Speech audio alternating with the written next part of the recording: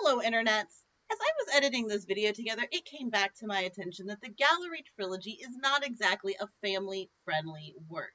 These are 3 plays that contain not only adult themes, but some adult subject matter, as well as some rather harsh language and plot elements that might be triggering to some people.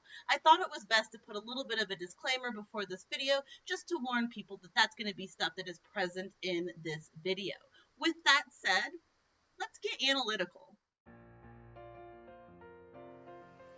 Welcome back, Internet, and today I'm excited to start the first in my series of videos that I will be calling My Director's Statements. In these videos, I want to take past productions that I've either written or directed and break them down for my YouTube audience, explaining maybe why it was directed a certain way, or why I wrote it a certain way, or just interesting backstage stories that allowed some of the things that you will be seeing on stage to have actually happened.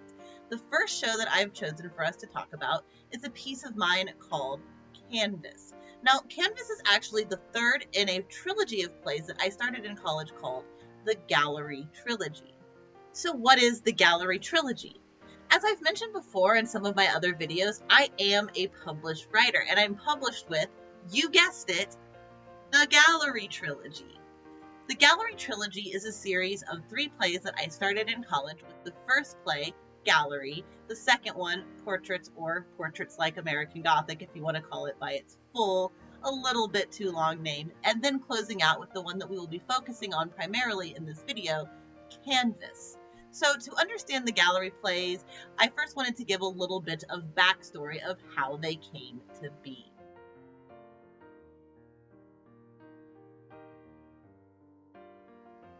So like I mentioned, the Gallery Trilogy actually started for me in college, and not with Gallery like you might assume, but with a 10-minute writing assignment. My piece I called Another Man's Trash. Another Man's Trash followed one artist who later became an art critic that I named Frank, and the artist he was reviewing, who I named Jackson. Now, at the time of Another Man's Trash, Frank and Jackson were probably in their late 40s, if not 50s, in Frank's case. But I was so smitten by the dynamic and the clear history that these 2 characters had that I thought it was interesting to go back in time and get the origin stories of these 2 guys. And that's how Gallery came about. In Gallery, we re-meet Frank and Jackson, this time a little bit younger. And we follow them through a rather tumultuous point in their friendship, probably their first big adult fight as friends since their meeting that you will hear about in the play. Frank is a much more technical artist. He is somebody who accepts his position in the world and maybe his position as an artist. And he's also someone that you would maybe describe as being a little bit better at adulting. He goes on to become an art teacher, and he's just grown up and grown into his adulthood a little easier than Jackson, who you will see is a much more passionate artist, very unapologetic, very determined to not give up what he sees as being this non-selling out artist, maybe a little bit of an edgelord for his own good. So there was Gallery, and it became an obsession of mine ever since seeing my first Indie Fringe show to produce Gallery in the Indie Fringe, as Gallery was my first 60-minute long one-act. Gallery at its completion ending up being a 60-minute one-act was actually rather important. Like I said earlier, I wanted to produce Gallery through the Fringe, namely through our local branch called Indie Fringe. And yes, I realize I should back up a little bit and describe what a fringe is. So our local fringe, Indie Fringe, is part of a larger network of festivals that is just known as the Fringe.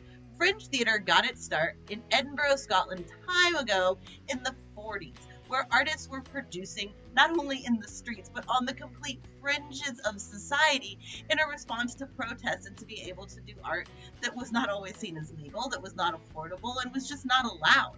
And it allowed for a network of artists to be creating the type of work they wanted to create, and it got very popular and grew into this huge network of fringes that we have today. And now most every single major city has a fringe, as we do here in Indianapolis, the Indie Fringe. While I was in college, I had completed graduated Gallery just before graduation, and I was actually able to produce the piece at Fringe through a grant that my college awarded me called the Tom Evans Emerging Artist Fund. Because of that fund, I was able to participate in 2007, the year before I graduated, with my very first Fringe with Gallery. So because Fringes are such large-scale events, they oftentimes come with stipulations on how you can present your show, namely with a time constraint, which is why that 60-minute time window seems so perfect for Gallery. So we opened Gallery in 2007 at Indie Fringe to very mixed reviews. One reviewer actually said that they felt that the piece was hindered by that time constraint, saying that the story was a little bit more dense than what they wanted for just 60 minutes, that they would like to see a longer story with these characters. So that got me thinking, wouldn't it be interesting to produce episodes through a Fringe? The same people tend to come to Fringe year after year after year. So if I could write episodes, I could tell the Frank and Jackson story through many years. In a sense, I could grow as a writer as they grow as characters. And so this idea of episodic theater really became an obsession of mine, and I started Portraits. Admittedly, Portraits did sit on my computer for many, many years before I produced it, and Canvas was several years behind that, so it took a very long time to wrap up this story. We will follow Frank and Jackson through 10 years of their friendship. They will age 10 years, and I will age 10 years as a writer with them. And I feel that you really see that in the plays, and that's also why I want to focus on Canvas today, which is the most recent, and I think that most exemplifies myself as a writer. Over time, every writer is going to establish different tropes or characteristics that really establish who they are as a writer, and I am no different. The Gallery plays are really exemplary of some of my tropes as a writer, namely a rule that I have come to call for myself the separate and equal clause. Gallery plays have to be able to stand alone as pieces. There are oftentimes several years between the production and when people have seen these characters, so the plays need to be able to stand up and be their own production. However, there also needs to be some sort of through line or some sort of repeating trope or characteristic that will identify these plays as a unified series. One of the examples of that in the Gallery Trilogy is how each play will open and close with a bit that we have called the art stichomathea or the art slam poetry. It is in no way slam poetry, that's just what we've called it. We don't really know what else to call it. But in these little bits at the beginning and the end of each show, Frank and Jackson will go back and forth in one-word exchanges or phrases and describe who they are at that point in the story and who they are as artists. Here is an example of that from the Virtual Theater Lab's most recent reading of Gallery. It's all about technique. Passion. Following the formulas. Breaking the rules. Learning how to do it better. Telling them why they are wrong. Listening. Paying no attention. Structure. Concept. The process. The product. That they like it. Or hate it. Art. Art. My career. My passion. A living. A way of life. What I do. What I must. Educated. Controlled. Emotional. Rebellious. Speaking to the audience. Screaming at the audience. An exchange. The monologue. For someone. For myself. Subtle. Loud. Modest. Forward. Fearful. Fearless. Secretive. Nothing to hide. What I want to be. Who I am. What I want to say. How I can say it. Beautiful deception. The ugly truth. Art. Gallery and Portraits both open and closed in this similar vein, just showing at different points in Frank and Jackson's life where they are and what they feel about themselves as artists. Something I wanted to do, going back to the separate and equal clause I spoke about earlier with Canvas, was I wanted that play to immediately have a sense of difference. And in that, I decided to explore a new way to do the art slams in that piece. Because Canvas is meant to feel very imbalanced, spoiler, if you don't want the entirety of the play's plot spoiled for you, stop watching now. I'll wait. Are you gone? Do you not care? All right. So at the beginning of Canvas, we find out that Frank has actually tried to take his own life, leaving Jackson alone at the top of the show to do the art slams. That leaves the audience a little bit shocked because they do not get that chance to settle in anymore and to re-meet Frank and Jackson. You don't get that very stark example of how they're different people and how they are different artists.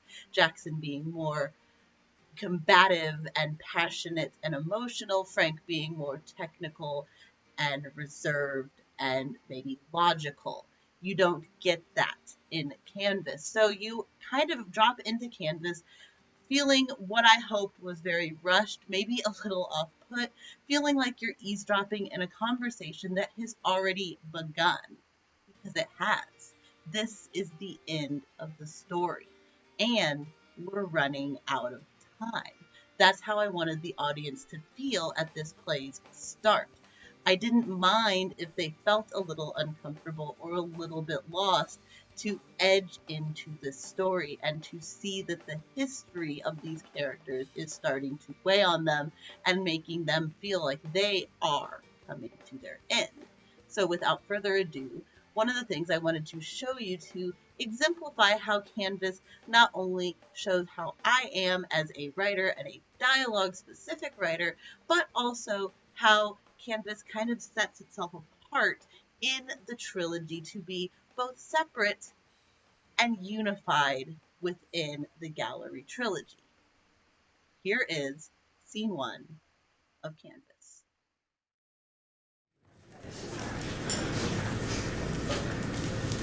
Art.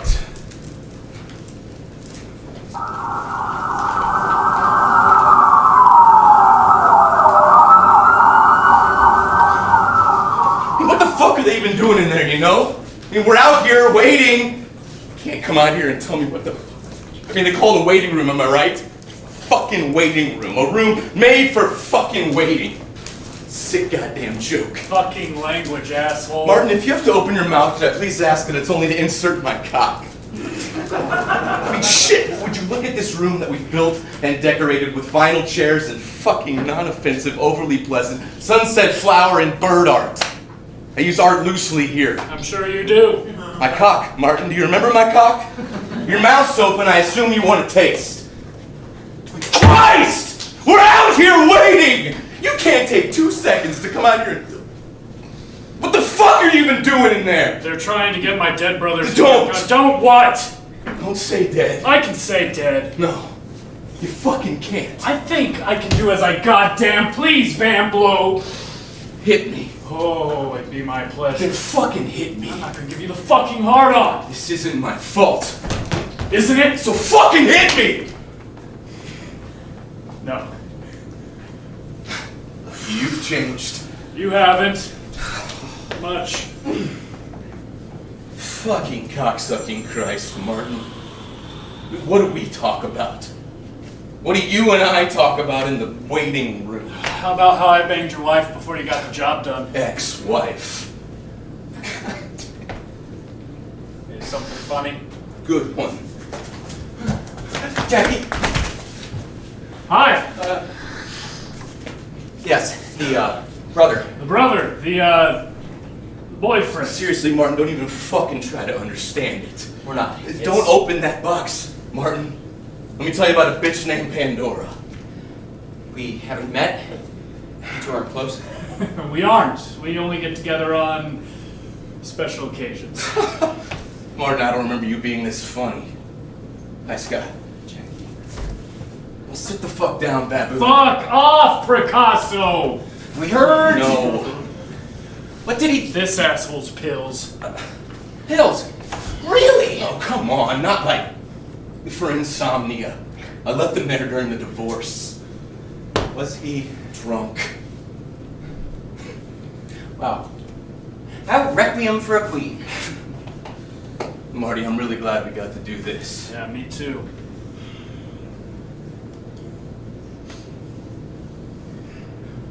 He didn't even get the good shit. Yeah, Cuddy Sark. Fucking hate that shit. You know, you might have impeccable taste in men, but no one ever said he was a Scotch connoisseur. I've missed you, Scott. I've been around. Oh, I've heard.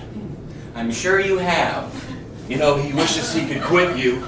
Find him a new cowboy, and he can. I don't get it. Honestly, honey, wouldn't really expect you to. You see, Martin, as far as cop gobblers go, your Oh, brother's Jesus, something of a premium grade. Don't stop. It's good to see you. Not like this. Don't ever stop fucking my friend Scott. I'd hate to have to choose my reigning queen. I don't know that I can keep that promise to you right now, Jackson, in light of present events. Don't act so high and mighty. You're right. He was dead inside when I met him. Frank says he doesn't have a type. How are you guys? I don't fucking know, Jackson. He loves you, Scott. Sometimes I just want out of your little soap opera. Well, if he wakes up, I'm hitting him. Second. And I'm the caveman. No, caveman painted. You're more of a Neanderthal. Cunt. Oh, wonderful! Thank you. I got the Levite. I don't need Levite anymore, Scott. They Facebook. Where is he? Purgatory? What the fuck is wrong with you? Frank's dead!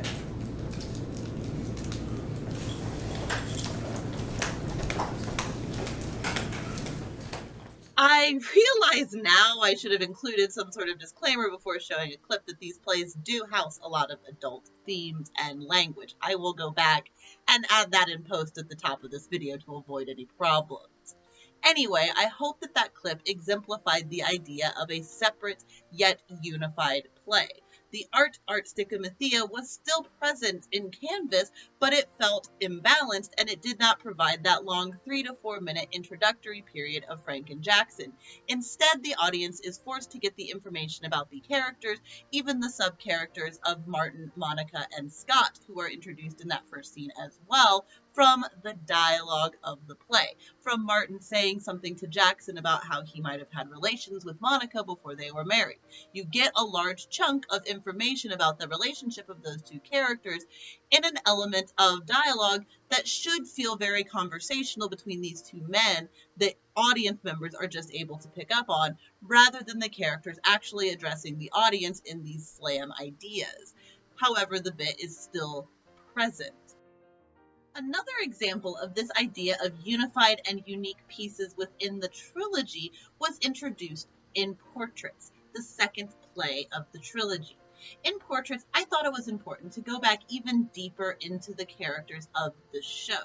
Now, in Gallery, you're meeting everyone a little bit after their collegiate experience. Jackson's in his approximate late 20s, with Frank being about 30. So they've known each other for a while, even in Gallery. We never get from the horse's mouth how these characters met. Now, I have a trio of characters in the story that I kind of call just the art school trio. They're the only 3 characters that exist in all 3 plays. Those characters being Jackson and Frank, obviously, and Monica, Jackson's love interest. Those are the main trio of characters. So they were the most important characters to get these monologues in Portraits. I didn't want the characters to express anything that they wouldn't feel comfortable expressing to each other, but I felt that the audience needed the information without me having to be a heavy-handed writer of putting it directly in expository dialogue. Like I said, people don't often typically sit down and describe how they've met each other to each other because it's just not naturalistic dialogue. But since these plays were written for theater, I thought that now was the time to harness some theatrical techniques and be able to use them to effectively tell my story to a theater audience. So I utilized something that we in the theater call breaking the fourth wall, meaning that invisible implied fourth wall in which you are watching a play the characters will break it. They will step through that fourth wall and they will address the audience directly. Hence me calling these confessional monologues. In these monologues, you're going to get some more directly expository storytelling from the characters, as well as some feelings about each other that they might not reveal to each other scenically. So it allowed me to give the audience a lot more information about these people that they might not even know about each other. The example of this that I have selected from Portraits is Frank's monologue because it's just my personal favorite. In this monologue, you are going to get the actual origin story of Jackson meeting Frank for the first time.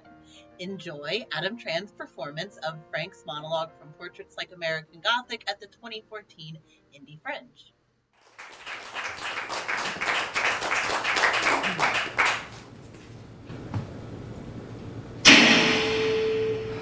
I'm crippled with the same vivid recurring daydream.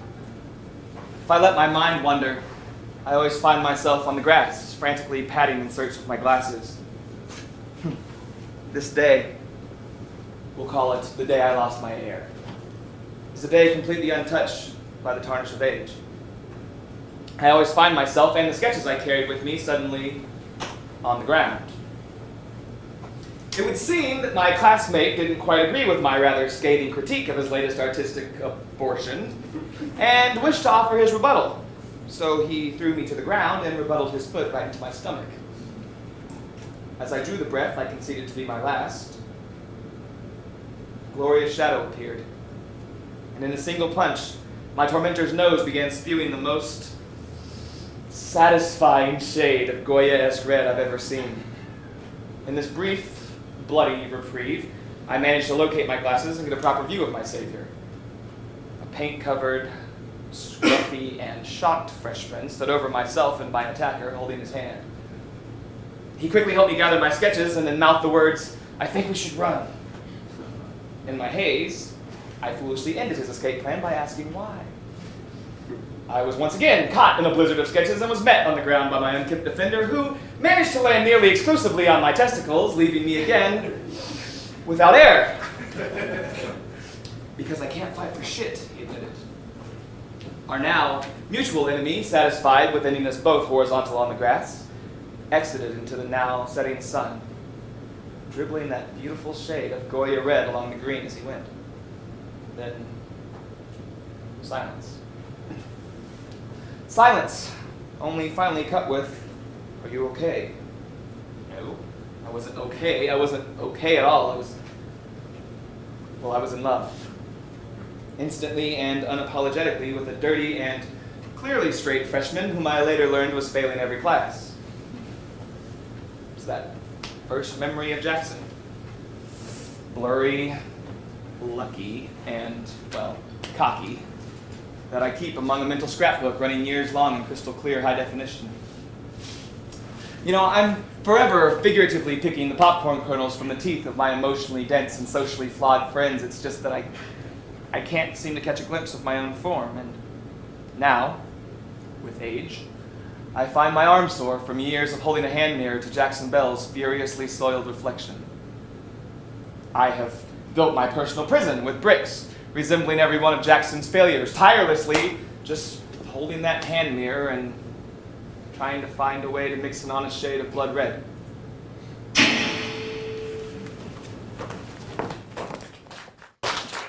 And there you have the idea.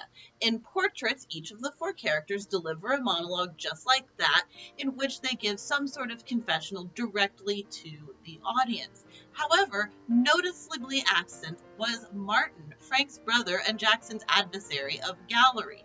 In Portraits, Martin is just not an on-stage character. Being that I was introducing Scott, who we knew only as Coffee Refill Guy until now, into the piece, I wanted to allot more of my 60-minute stage time to the introduction of that character, and we just don't get a lot from Martin in Portraits. That's because I knew in Canvas I was going to have a lot more time to explore not only Frank and Martin as brothers, but Frank and Jackson's relationship as well, Jackson being our protagonist. So to keep in with this theory that Canvas can be its own individualized play, but yet still unified to the series, I decided to put in a single confessional monologue from Martin into this play. And wait, just another reason why I love live theater. You remember Adam from Frank's monologue just a moment ago? Well, Adam went on to direct Canvas, and in his direction of Canvas, he established a rather brilliant moment. So, right before Martin's one monologue that he receives in the Canvas play, Adam directed a little bit of a change off of costuming in which we were once again able to break that fourth wall, allowing the audience in on the joke that we're aware that we're using an old tired trope from portraits in Canvas, and allowing Martin to backpedal a bit in time, getting his chance to address the audience. Once again, making Canvas a new experience with that type of fourth wall breaking, but allowing it to remain very married and very unified to the story. It was a moment that I always appreciated in Adam's directing of the play. He's pretty clever, and this is one of the joys of live theater. So enjoy Matthew Walls as Martin in our 2017 production of Canvas.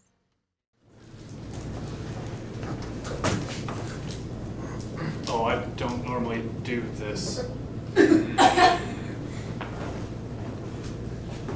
Oh, fuck. Alright, I remember when Frank was like 17 and he decided to come out to our dad. Not like out of the closet, just come clean, really. Or as clean as he was ready to be. Fucking Christ. Let me do these stupid... whatever you call it. So, Frank had just gotten home from school, and he raced to set up these manila envelopes full of... I don't fucking know. It was report cards, sketches, early acceptance letters. Who the fuck ever knows with Frank? He's a genius. He even he set out these stupid tray of refreshments, like goddamn candles even. It was like he was trying to romance our fucking father. That always struck me as weird. And sad. I mean, Dad should always be on your side. There should be no need for romance. So anyway, Dad gets home from work late and sees Frank sitting at the dining room table with this spread of candles that have burnt down to these pathetic, waxy little pools next to this manila envelope full of convincing, I'm sure, arguments. I'll never forget it. It hurt. Without sitting down, Dad groaned, "Well, Franklin!" I know, right, Franklin? He was doomed from the fucking start. He says, "Well, Franklin, what do you want then?" And Frank takes this deep breath and he says calmly, but that fake sort of calm, where your voice is still a little shaky, he says, "Dad, I want to go to art school." I don't know why, but I remember wincing for him after he said it. Dad didn't say anything, and then he just started laughing. This deep, hearty laugh that we had never heard before, and then, I think just to feel involved, Frank started laughing too, but I was actually the first one to know why we were laughing. Frank's going to art school was ridiculous! It's a fucking joke! Everyone in the Burnham bloodline knew that Frank Burnham had gotten an early acceptance to go to Stanford for engineering, not art. He was going to be a fucking engineer. He was going to take this pesky art fetish taken care of by working at Dad's magazine. You see, the Burnhams don't talk about art. That night, the men shared a good long laugh, and then without any real warning, Dad blew out what was left of the candles and left Frank alone in the dark with his stale snacks and no real sense of approval. I think shit like that always hurts. But hey, what the fuck do I know?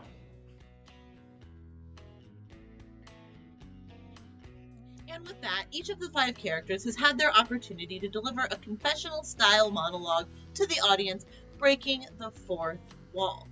Now, you might assume that that's the last monologue of the series, as it does take place in Canvas, and Martin had been the only character that had not delivered a monologue to the audience, and we even had to backpedal a little bit to give him that opportunity. But I wanted Jackson, our protagonist, to have the last word. While Jackson does have a monologue in Portraits to deliver to the audience, I wanted to give him the final say of the entire piece. As protagonists are meant to be ever-changing, I wanted to see Jackson's final state of evolution by the end of our story. So his monologue in Portraits was purposefully left a little bit closed off, not as revealing as the other characters who will only have the opportunity to deliver one monologue to the audience. In Portraits, Jackson tells a very heartfelt and endearing story about his and Frank's friendship at an early stage, and it is very revealing of who Jackson is as a character. However, Jackson in the middle of our story is a little bit more guarded as he's recently going through a divorce, whereas by Canvas, Jackson is pretty threadbare. That final monologue, I wanted it to be Jackson's final self-realization, the end of our story, where the balance has shifted in a way where Jackson is forever changed at the end of the play. So I think you'll see the difference between the two different depths of Jackson's monologue in the series, and I think this will be a little bit of fun. We're going to see two very different actors take on Jackson. The first from Portraits, Taylor Cox playing Jackson in her 2014 production of Portraits Like American Gothic at Indie Fringe, and then later Dave Pelsu in our 2017 production of Canvas at Indie Fringe. This will be two different Jacksons, but Jackson all the same, and I think you will see his growth as a character, even as portrayed by two different actors who are two of my very favorite actors in this city. Enjoy.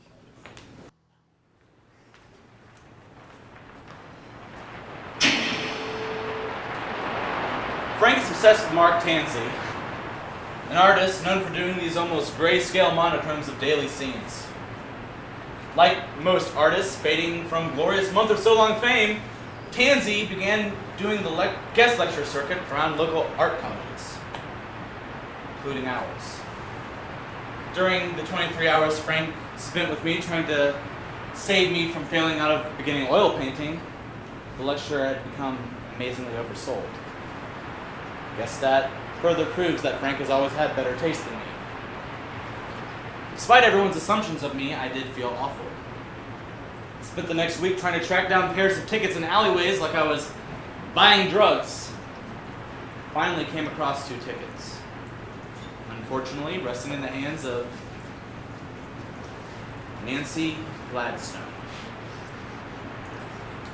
Nancy Gladstone had an obvious crush on me since our meeting in Drawing 2, and although the unibrow worked for Frida Kahlo, it did not work for Nancy. The remaining details of the story are not to be recounted to those with a faint heart. It was only when faced with my deplorable selfishness that I came to the realization that Frank, 2 years my senior, would be graduating in a mere handful of days. There was nothing keeping him in New York, really, except maybe me and those 2 tickets. So I started making it a point to walk with Nancy after class, to sit with Nancy at meals, to let Nancy's bony hand rest on my leg, precariously close to other parts of my anatomy. I even took Nancy to the movies. Not proud of myself, but I was blinded by a cocktail of fear and guilt. And as we held hands back to her dorm room, I told Nancy my fears and the gift I had planned for my friend. I'm a very charismatic liar. Not a skill I meant to foster, just a skill that in my life has fostered itself, and a skill that landed me 2 tickets to Mark Tansey. Fairly easily. The price of her relinquishing those tickets? Let's just say I didn't go back to my dorm room that night. I left in the morning feeling sore, tired, dirty, and a bit like a prostitute. But I had in my back pocket my salvation. So, I met Frank for lunch the next day, which is always customary. I could tell he was clearly excited to tell me some sort of great news. He was biting his left thumbnail. A singular trait that denotes whether Frank Burnham is excited frustrated or nervous. He informed me that because Monaco is president of, let's be honest, most of the student organizations, that she was able to land him a single pass into this riveting 3-hour lecture. This time, the nail-biting was excitement. And suddenly, my take for the team became meaningless. I could feel the bland cafeteria food settling heavy in my stomach. Never told Frank. Never told Monica. I never explained to Nancy why I just slid the tickets back into her mail chute. It's easy to blame me, to be mad at me. Think I don't hear my disclaimers when I'm introduced. Find me ridiculous. It's easier, far easier, for me to be hated than it is to be loved. Pretty heartfelt, huh? But I wasn't done with Jackson there. Let's fast forward 3 years, 4 years in the story to our 2017 production of Canvas and Dave Pelsu as Jackson. I realized something the other day. The most awkward feeling I'd ever sat through with Frank Burnham wasn't kissing or long talks late at night or taking an incorrectly loaded gun away. It was post his graduation when he was no longer my TA. It was freedom. It was knowing that we were no longer teacher, assistant, and student, but simply friends. It was knowing deep down that Frank had stayed for me, that Frank was mine. It was sitting next to Frank on his off-campus couch while he stared longingly at me, being able to touch me even by the rules. It was me being curious as to when the attempt would happen. It was simply different. I never would have graduated undergrad without him. I mean, it's always been the joke within our little group of friends how Frank wrote my thesis. How he loved me so much that he selflessly put his reputation as a TA on the line to save my grade in advanced studio visual arts. That's painting for the layman. I mean, everybody knows that story, and it's true. Now, some frat boys thought I'd sucked his dick to get him to agree to it. That is much less true. But what people really don't know is that Frank did my sculpture final for me. And that was a self-portrait. I mean, he did all of my mixed media projects and photography. Hell, he wrote every paper I managed to turn in for art history. Frank really went through art school twice because, well, all I've ever been able to do is paint. You see, I'm a painter. Just a painter, nothing more. I guess that's why I've never gotten what Frank sees in me. Man, I can't hold down a job, sustain a marriage, or make stovetop macaroni. I can barely do laundry. I can't sleep. I take pills for that. I can't sing. I can't run real fast. I can't fight for shit.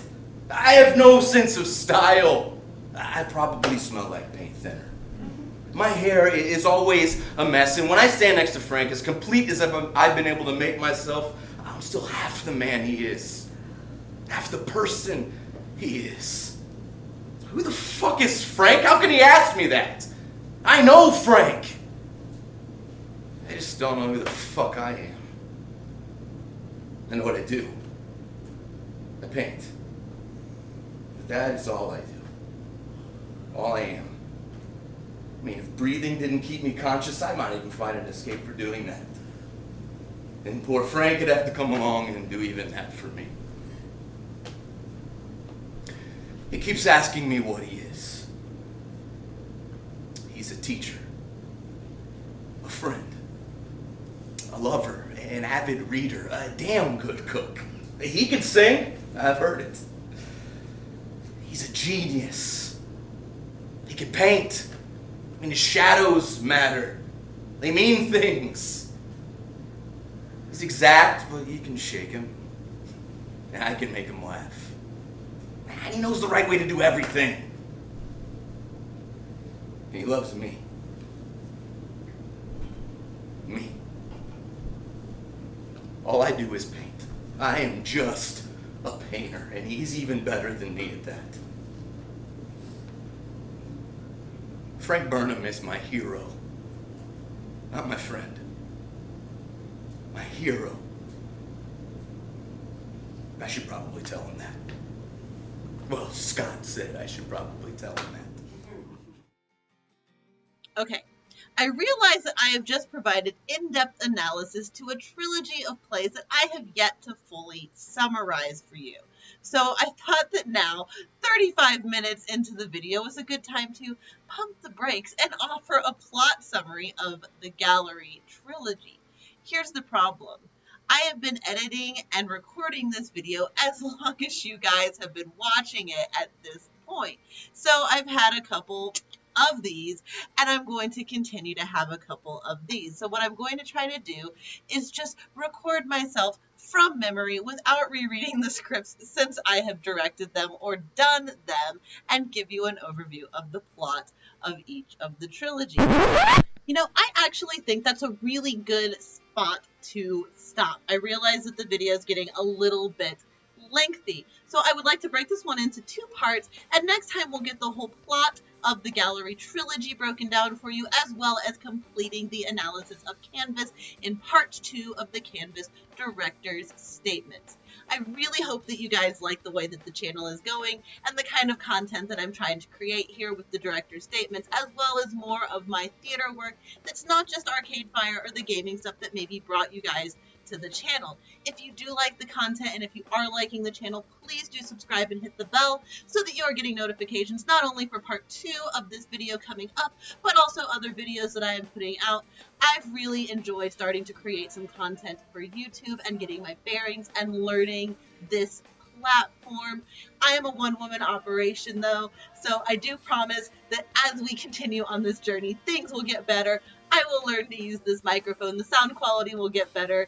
The video quality will get a little bit better. I am saving up for a new webcam, and we're only going to improve for here. So if you enjoy the content as it is now, please do subscribe. Come with me on the journey. We're in a time of pandemic where I cannot do what I do for a living live, so I might as well share some of the work, especially my past work, with this audience here on YouTube.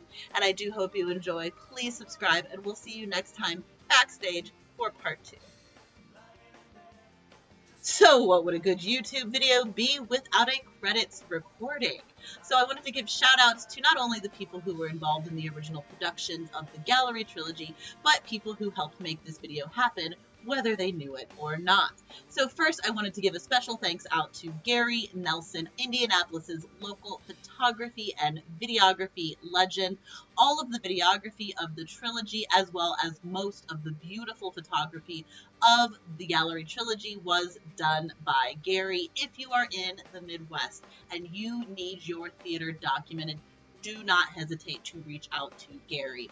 The level of artistry that you will get from Gary is unmatched. I also wanted to give everyone a breakdown of the casts as well as the directors who were featured in the original productions. So first was our 2007 production of Gallery. Now, obviously, I did not have a lot of footage or photography of that show. It was my very first Fringe. Bear with me, I will grow up as my channel will grow up. But that cast was directed by Jake Allen Miller and starred Nick Murray as Jackson, Dane Rogers as Frank, Aaron Cohenauer as Monica, and Ian McCabe as Martin. Moving forward to our 2014 production of Portraits, that was directed by, well, me, and it starred Taylor Cox as Jackson, Adam Tran as Frank, Sarah Hoback as Monica, and Anthony Nathan as Scott, or Coffee Refill Guy, as some still called him. Fast forwarding to our 2017 production of Canvas, that was directed by Adam Tran, our former Frank, and it starred Dave Pelsu as Jackson, Dave Ruark as Frank, Afton Shepard as Monica, Nathan Thomas as Scott, and was rounded out by Matthew Walls as Martin. I also wanted to give a shout out to an artist whose music you heard during the course of this video. They do not know they are featured yet in this video. I have left them a nice comment on their channel, and I wanted to give this shout out to Jen Msumba. I hope I'm saying your last name correct, Jen. But Jen was actually the artist behind the piano cover of Bare Naked Ladies' Old Apartment that you heard featured in this video. I tried to use a lot of karaoke tracks of original sound design elements that I used in these productions, but I wanted something a little unique to be the overarching music of the video, and I was very impressed by not only Jen's channel as a creator and musician, but also just that cover. It was perfect. So I hope you don't mind being featured in this video, Jen, and I do encourage all of my subscribers as well as my viewers to go and check out their channel. I will put a link in the description of the video. I'll see you backstage, Internet.